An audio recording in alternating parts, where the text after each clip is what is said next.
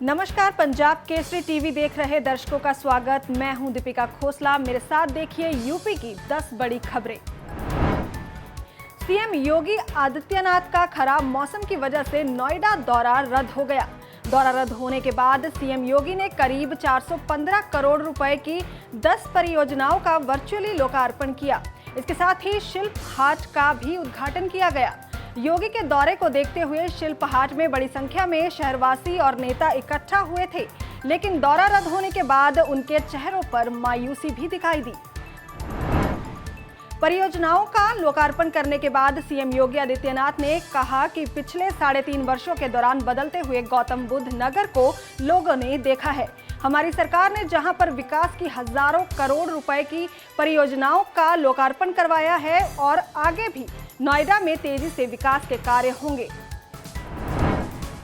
Singer Sonu Nigam ने मुख्यमंत्री योगी आदित्यनाथ से उनके सरकारी आवास पर मुलाकात की। मुलाकात के दौरान सोनू निगम ने सीएम योगी से कई मुद्दों पर बातचीत की।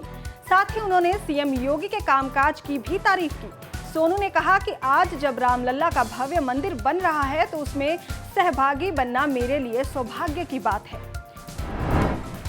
राज्यसभा सांसद संजय सिंह ने योगी सरकार की नई आबकारी नीति पर सवाल उठाए। उन्होंने कहा कि योगी सरकार ने मजाकिया आबकारी नीति बनाई है कि आप घर में शराब पिएंगे या रखेंगे तो आपको लाइसेंस लेना पड़ेगा। उन्होंने कहा कि सीएम योगी आबकारी नीति पर पहले अपने मंत्री और विधायकों से शपथ पत्र दिलवाए कि वो शराब पीते हैं या नहीं पीते हैं। बीजेपी सांसद सत्यपाल सिंह ने बागपत में कानून व्यवस्था पर गंभीर सवाल उठाए हैं। कानून व्यवस्था पर अपनी चिंता जाहिर करते हुए उन्होंने कहा कि जिले में युवक पढ़ने लिखने के बाद भी हाथों में कट्टे लेकर घूम रहे हैं। जिले में अच्छी सड़कें बनी हैं, लेकिन जब भी बागपत में व्यापार बढ़ाने के लिए व्यापारियों से बात होती है तो व्यापारी बागपत में आने को तैयार नहीं होते, क्योंकि व्यापारी लोग बागपत की गुंडागर्दी से डरे हुए हैं।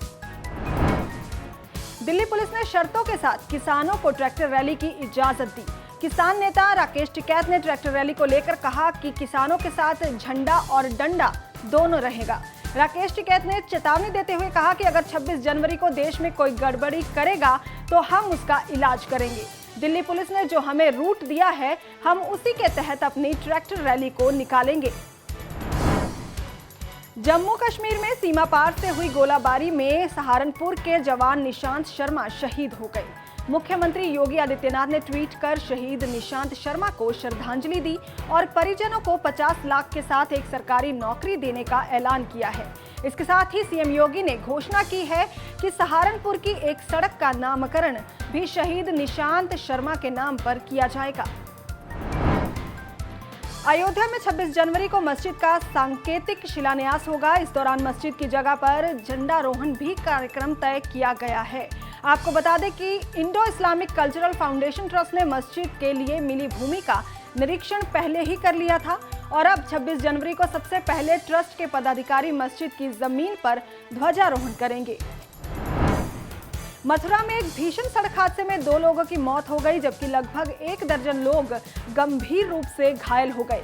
हादसा बरसाना छाता रोड पर हुआ, जहां एक अनियंत्रित स्कॉर्पियो और मैक्स पिकअप में आमने सामने की जोरदार टक्कर हो गई। टक्कर इतनी भीषण थी कि स्कॉर्पियो के आगे से परखच्चे उड़ गए। वहीं हादसे की जानकारी मिलते ही पुलिस मौके पर पहुंची और आनन फानन में घायलों को इलाज के लिए अस्पताल में भर्ती करवाया। बाराबंकी में बाइक सवार 2 बदमाश सराफा व्यवसायी से जेवरात का बैग लेकर फरार हो गए। व्यवसायी दुकान बंद कर अपने घर जा रहा था। इस दौरान रास्ते में 2 बाइक सवार बदमाश हेलमेट लगाए हुए आए और बैग लेकर फरार हो गए। ये वारदात पास में लगे सीसीटीवी कैमरे में कैद हो गई। आज के बुलेटिन में फिलहाल इतना ही। देश विदेश की जानकारी के लिए आप देखते रहिए पंजाब केसरी टीवी।